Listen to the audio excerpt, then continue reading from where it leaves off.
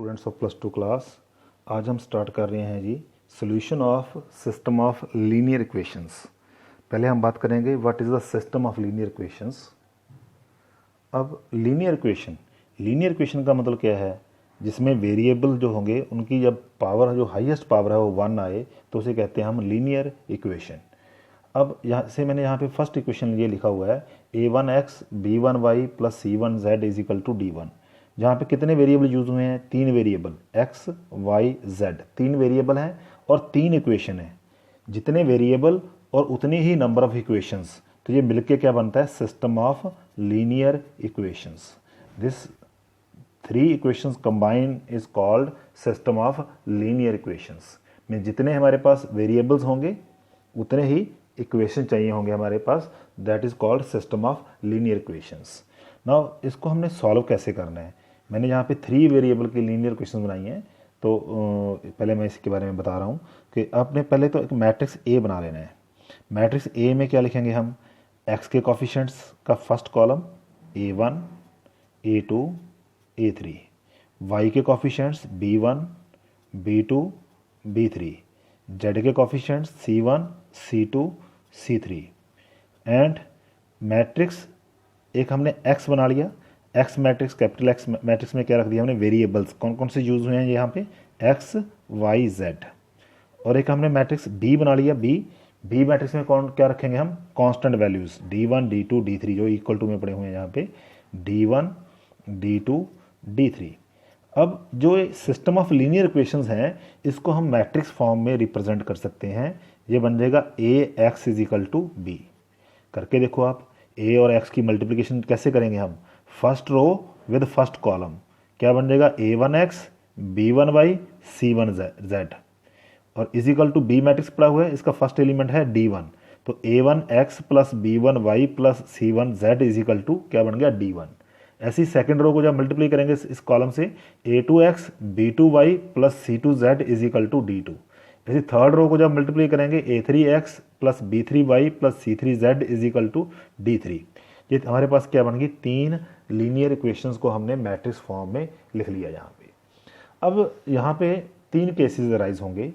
पहला केस, अगर a determinant not equal to 0 आ जाए, अगर डिटर्मिनेंट a का नॉट 0 आ गया, देन यहाँ पे क्या होगा, यूनिक सोल्यूशन होगा।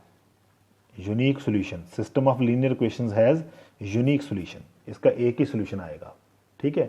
और वो कैसे निकालना है आपने, जब a determinant not equal to 0 है तो a इनवर्स है जो वो एग्जिस्ट करेगा, हम उसको फाइंड आउट कर लेंगे, ठीक है। a इनवर्स कैसे निकालते हैं हम, a इनवर्स निकालने का वही मेथड है हमारा जो हमने लास्ट टॉपिक में पढ़ा है, 1/a determinant into adjoint of a, 1/a determinant into adjoint of a।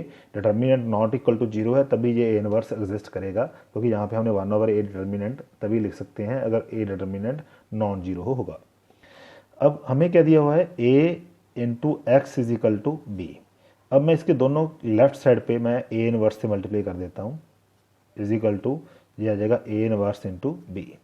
a inverse into a क्या बन जाएगा, identity matrix into X is equal to क्या आ जाएगा, a इनवर्स इंटू b। तो x की वैल्यू क्या आ गई, a इनवर्स इंटू b। अब a इनवर्स की यहाँ पे वैल्यू फिल कर देंगे, that is a determinant into adjoint of a into matrix b। अब इसको हम जब सॉल्व करेंगे, इसका ऑर्डर क्या होगा, a इनवर्स का ऑर्डर क्या होगा, इसका ऑर्डर होगा 3/3, इसका ऑर्डर क्या होगा 3/1। इसको आफ्टर मल्टीप्लिकेशन हमारे पास ऐसे एक कॉलम मैट्रिक्स आ जाएगा, और इस तरफ क्या रहेगा हमारे पास, x की वैल्यू क्या है हमारे पास, x की वैल्यू ये लिखी हुई है हमने x y z। It means जो फर्स्ट वैल्यू है ये x की आ गई, सेकंड वैल्यू जो है y की आ गई, जो थर्ड वैल्यू है वो z की आ गई, ठीक है। This is the first case और यूनिक सोल्यूशन इसमें होगा। और यूनिक सोल्यूशन हमने कैसे निकालना है, आपने सीधा ये फार्मूला अप्लाई करना है कि x is equal to a inverse into b। अब x की वैल्यू जो है हमारे पास इधर कॉलम मैट्रिक्स है और a इनवर्स इंटू b जब हम सॉल्व करेंगे, we got again A column, तो फर्स्ट एलिमेंट फर्स्ट के इक्वल आ जाएगा, x की वैल्यू आ जाएगी, y की वैल्यू आ जाएगी, z की वैल्यू आ जाएगी। That is the unique solution of this system of linear equations. Now we will discuss the second case. Now in the second case, अगर a डिटर्मिनेंट इक्वल टू 0 आ गया, अगर ए डिटर्मिनेंट इक्वल टू 0 आ गया तो हम निकालेंगे adjoint of A, adjoint of A into matrix B. Adjoint of A matrix हम निकाल लेंगे और इसको बी मैट्रिक्स से मल्टीप्लाई करेंगे। अगर ये आ जाए not equal to null matrix, non null matrix, क्योंकि ये कॉलम बनेगा ये 3 एलिमेंट्स का। तो अगर ये not equal to null matrix आ जाए, मीन्स सारी एंट्रीज उसकी 0 0 0 ना आए, मीन्स वो नल मैट्रिक्स ना बने, then it has no solution, no solution. तो इसका कोई सोल्यूशन नहीं आएगा, मीन्स इसका कोई सोल्यूशन एग्जिस्ट नहीं करेगा। ठीक है, तो यहाँ पे ये बात ख़त्म हो जाएगी। अगर उसका सोल्यूशन एग्जिस्ट ही नहीं कर रहा तो ये क्वेश्चन वहीं पे ख़त्म हो जाएगा। देन द थर्ड केस है अगर ए डिटर्मिनेंट इक्वल टू 0 आ गया और साथ में adjoint of A into B निकालने के बाद भी वो नल मैट्रिक्स आ गया। ए डिटर्मिनेंट की वैल्यू 0 आ गई और adjoint of A into B निकाला हमने, तो वो क्या आ गया, नल मैट्रिक्स आ गया। देन वी से इट हैज़ इनफाइनाइट सॉल्यूशंस। ठीक है, वो इनफाइनाइट सॉल्यूशंस कैसे निकालने हैं वो एक एग्जांपल लेके मैं आपको समझाऊंगा। अब मैं पहले तीनों केसेस की एक एक एग्जांपल मैं डिस्कस कर रहा हूँ। Now you can see this example. मेरे पास 3 इक्वेशंस हैं, 3 वेरिएबल की 3 इक्वेशंस हैं। This is a system of linear equations. अब हम पहले मैट्रिक्स ए बनाएंगे। ए मैट्रिक्स में क्या लिखेंगे, एक्स के कॉफिशेंट्स, एक्स का कॉफिशेंट क्या आ गया 1 1 2, और वाई के कॉफिशेंट, वाई का कॉफिशेंट यहाँ पे क्या है 2, और यहाँ पे वाई है ही नहीं, उसका कॉफिशेंट क्या हो गया 0, और यहाँ पे वाई का कॉफिशेंट क्या है -3, और यहाँ पे जेड का कॉफिशेंट क्या है 1, यहाँ पे जेड का कॉफिशेंट क्या है 3, यहाँ पे जेड वाली टर्म है नहीं हमारे पास, उसका कॉफिशेंट क्या हो गया 0। This is the matrix A. Now what is the matrix x. X matrix में क्या आ जाएगा, एक्स वाई जेड, ये वाला आ गया एक्स वाई जेड। और what is the matrix B. B matrix में क्या आ जाएगा जी, दैट इज 7 11 1, 7 11 1। ठीक है, अब हम सबसे पहले क्या करेंगे, ए डिटर्मिनेंट की वैल्यू निकाल लेंगे। ए डिटर्मिनेंट की वैल्यू निकालो जी, इसकी वैल्यू क्या आ जाएगी 1 इंटू, ये बन गया 0 माइनस माइनस प्लस 9, और ये आ गया -2 इंटू, ये रो और कॉलम छोड़ दिया 0 -6, और प्लस 1 इंटू, ये रो और कॉलम छोड़ दिया -3 -0 -3 आ गया ये। तो ये बन गया हमारे पास 9 प्लस 12 -3, दैट इज 18। 18 आ गई value, that is not equal to 0। It means क्या हो गया, सिस्टम हैज़ यूनिक सॉल्यूशन। इसका यूनिक सॉल्यूशन आएगा हमारे पास। और यूनिक सॉल्यूशन कैसे निकालेंगे हम, वो आएगा x is equal to A inverse into B. X is equal to A inverse की वैल्यू क्या है हमारे पास 1/a determinant into adjoint of A into matrix B. तो यहाँ पे वैल्यूज निकाल लो जी। 1/a डिटर्मिनेंट कितना आ गया 1/18। Now what will be the adjoint. Adjoint कैसे निकालते हैं हम, ट्रांसपोज ऑफ कोफैक्टर मैट्रिक्स, इसके कोफैक्टर्स लिखेंगे यहाँ पे, और मैट्रिक्स बी मैट्रिक्स क्या आ गया हमारे पास 7 11 1। तो आप यहाँ रफ वर्क में इसके कोफैक्टर्स निकाल सकते हो इधर। ठीक है, कोफैक्टर्स निकाल सकते हो, मैं यहाँ पे सीधे फिल कर रहा हूँ यहाँ पे कोफैक्टर्स। इसके कोफैक्टर्स क्या आ गए हमारे पास, देखो दैट इज 9 9 6 -3 -2 7 और 6 -2 -2। जब इसका ट्रांसपोज ले लोगे आप क्या आ जाएगा 1/18 इंटू, ट्रांसपोज लेंगे क्या आ जाएगा ये 9 6 -3, और फर्स्ट रो जो फर्स्ट कॉलम बन गया -3 -2 7 और 6 -2 -2 इंटू मैट्रिक्स, ये आ गया हमारे पास 7 11 1। गॉट द पॉइंट, ये वैल्यूज आ गई हमारे पास। अब देखो 1/18 इंटू, अब इसको मल्टीप्लाई करो first row with first column, multiply करो इसको, क्या आ जाएगा 9 into 7 plus -3 into 11 plus 6 into 1। फिर सेकेंड रो फर्स्ट कॉलम, तो सेकेंड रो में लिखेंगे, यह आ जाएगा 6 into 7 minus 2 into 11 minus 2 into 1। और थर्ड आ जाएगा हमारे पास, थर्ड रो को मल्टीप्लाई करेंगे, माइनस 3 इंटू 7 प्लस 7 इंटू 11 और प्लस माइनस 2 इंटू 1। ठीक है, अब इसको हम सिंप्लीफाई कर लेंगे। अब इसको सिंप्लीफाई करेंगे, इट बिकम्स, देखो क्या बन जाएगा जी, that is equals to 1/18 into, देखो ये सिंप्लीफाई करके हमारे पास क्या आ गया जी, ये आ गया हमारे पास 36, यहाँ पे आ गया जी हमारे पास 18, यहाँ पे आ गया 54। ठीक है, अब जब हम 1/18 को मैंने बाहर ही रखा, नहीं तो यहाँ पे अगर हम 1/18 को अंदर ले जाते यहाँ पे तो ये कैलकुलेशन लेंथी और कॉम्प्लिकेटेड बन जानी थी, इसलिए हमने 1/18 को बाहर ही रखा। अब 1/18 से इसको सभी पूरी मैट्रिक्स को मल्टीप्लाई करेंगे तो क्या बन जाएगा ये 2, 1 और 3। और इधर मैट्रिक्स क्या पड़ा हुआ है हमारे पास, एक्स मैट्रिक्स की वैल्यू फिल कर दो, जहाँ पे क्या है x Y z. In this way we got the value x is equal to 2, y is equal to 1 and z is equal to 3। ठीक है, this is the solution of this system of linear equations. ठीक है, now we will move to the next example. Now see this example, हमारे पास 3 equations हैं, यहाँ पे मैंने matrix A बना लिया। मैट्रिक्स ए की वैल्यू क्या आ गई, 2 माइनस 1 3 3 2 माइनस 1 4 5 माइनस 5। और मैट्रिक्स एक्स क्या बन गया हमारा, matrix X that is X Y Z. और कांस्टेंट वैल्यूज़ क्या आ गई, B matrix is equal to क्या आ गया हमारे पास, B matrix that is 5 7 9। This is the matrix B. ठीक है, अब देखो सबसे पहले हम इसका ए डिटर्मिनेंट की वैल्यू निकालेंगे, वो यहाँ पे 0 आ जाएगी। ए डिटर्मिनेंट की वैल्यू यहाँ पे क्या आ रही है, 0 आ रही है। ठीक है, फिर हम निकालेंगे इसका adjoint of A into matrix B. ठीक है, ये आपके लिए छोड़ रहा हूँ मैं, एडजॉइंट ऑफ बी ए निकालेंगे, उसके बाद बी मैट्रिक्स से मल्टीप्लाई करेंगे। अगर तो ये equal to not equal to null matrix आ गया, then we say the system has no solutions और बात खत्म हो जाएगी वहीं पे। अगर ये इक्वल टू नल मैट्रिक्स आ गया, ये आ जाएगा जहाँ पे, इस केस में क्या आएगा आप करके देखोगे अपने आप, या आपके लिए छोड़ रहा हूँ जी मैं, अपने आप करना है आपने।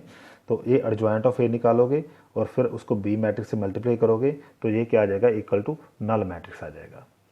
तो इट मीन्स क्या आ जाएगा, अगर नल मैट्रिक्स आ गया, दोनों चीज़ें, ये 0 आ गया, ये नल मैट्रिक्स आ गया, देन वी से सिस्टम हैज़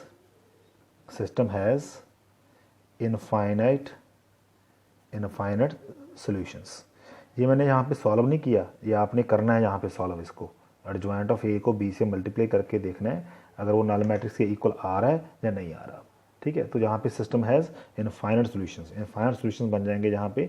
अब इसको आगे फर्दर क्या करना है हमने, तो इसमें से हम 2 इक्वेशन ले लेंगे। जैसे मैं फर्स्ट 2 इक्वेशन में क्या करूँगा, मैं put z is equal to k, किसी भी वेरिएबल को वैसे के पुट कर सकते हैं हम, यहाँ पे मैं z को के पुट कर रहा हूँ।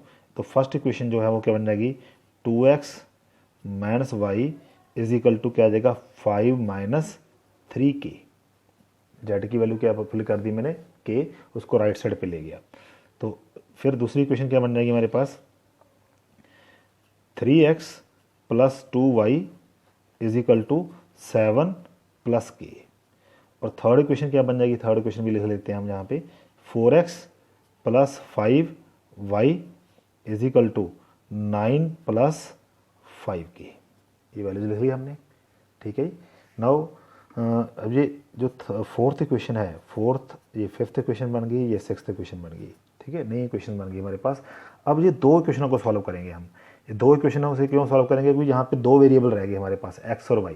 के हमने कांस्टेंट मान लिया, एक्स और वाई 2 वेरिएबल हैं, तो 2 वेरिएबल हैं तो 2 ही इक्वेशन चाहिए हमें। सिस्टम ऑफ लीनियर इक्वेशंस क्या होता है, जितने वेरिएबल उतनी ही equations.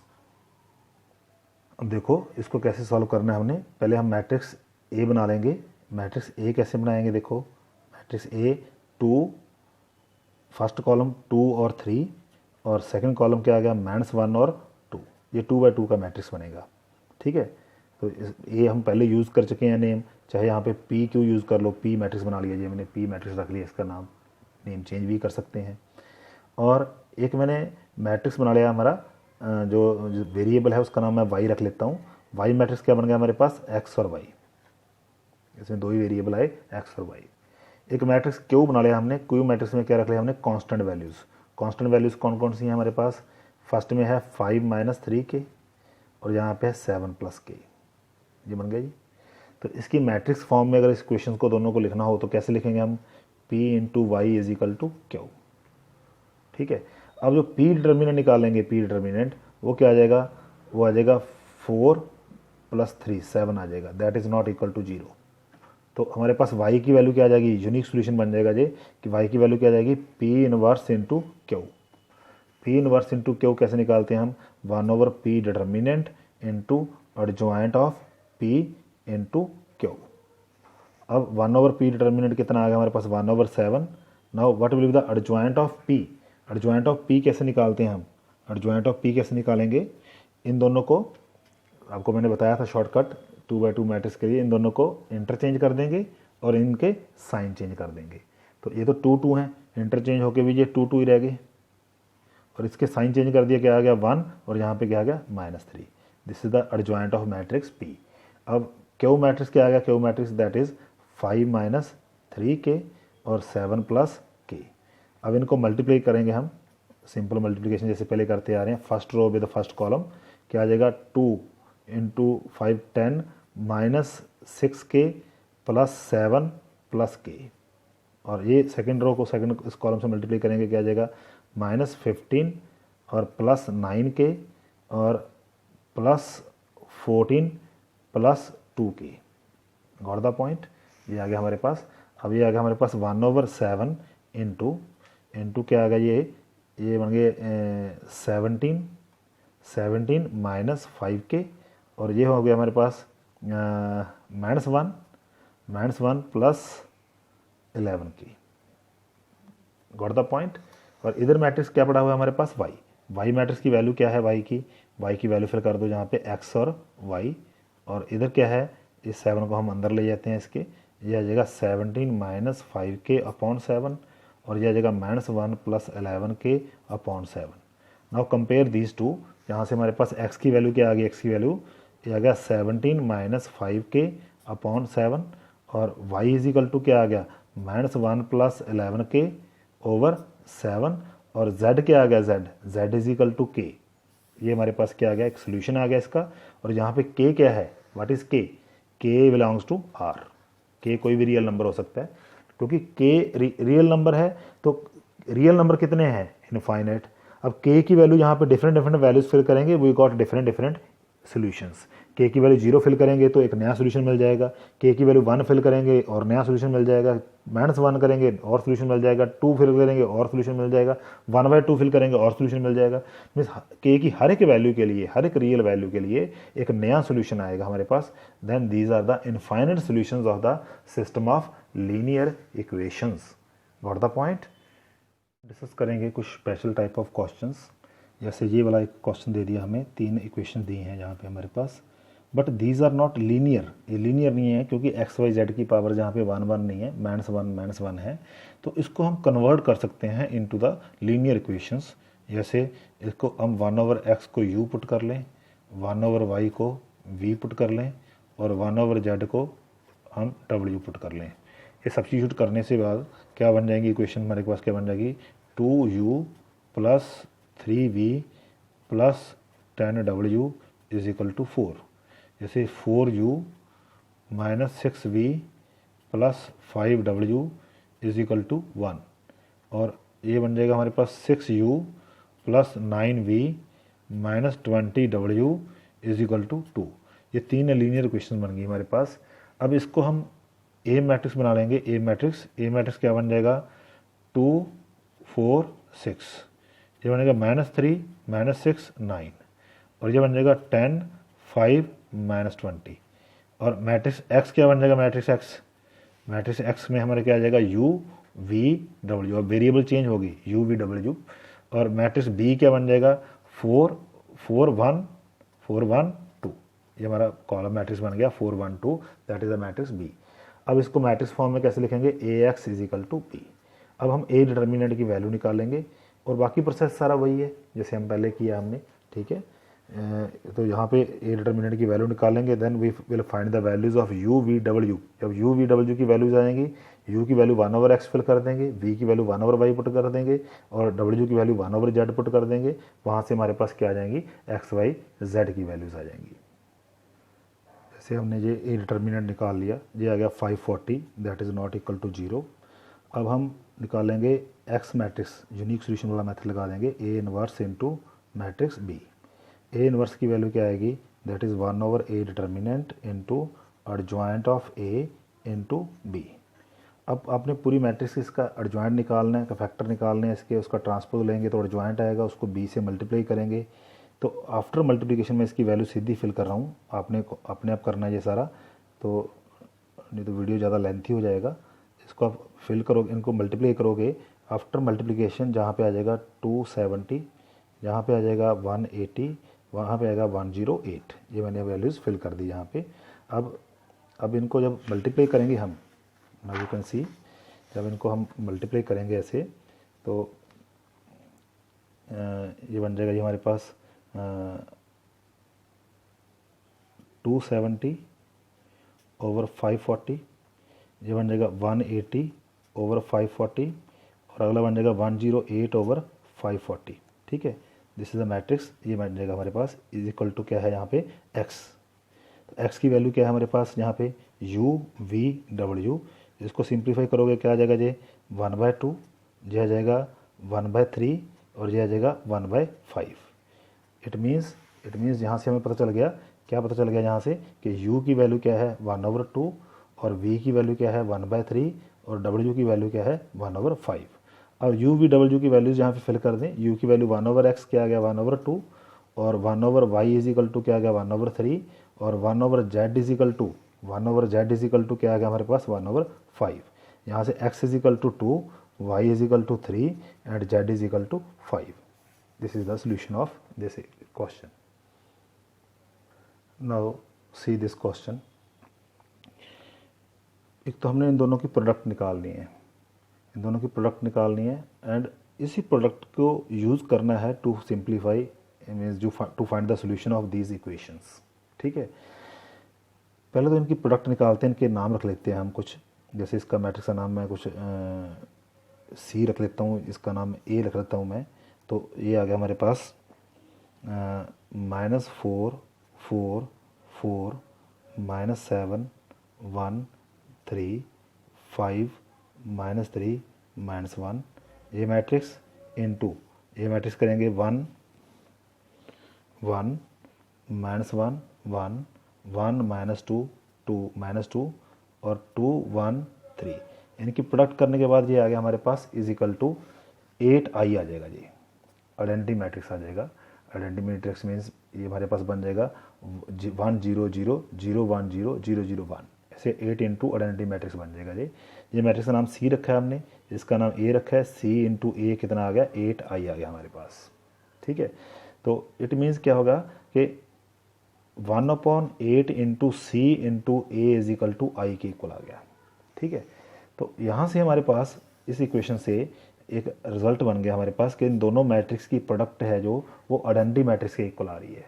Then according to the inverse definition of inverse of matrix, अगर दो मैट्रिक्स की प्रोडक्ट आइडेंटिटी मैट्रिक्स के इक्वल आ रही है then they are the inverse of each other. तो यहाँ से हमें पता चल गया कि ए का इनवर्स क्या आएगा 1/8 सी आएगा, ठीक है। अब देखो मैंने इसका नाम ए क्यों रखा था, अब यहाँ पे देखो ये जो यहाँ इस इक्वेशंस को अगर हम सॉल्व करेंगे दीज इक्वेशंस, देखो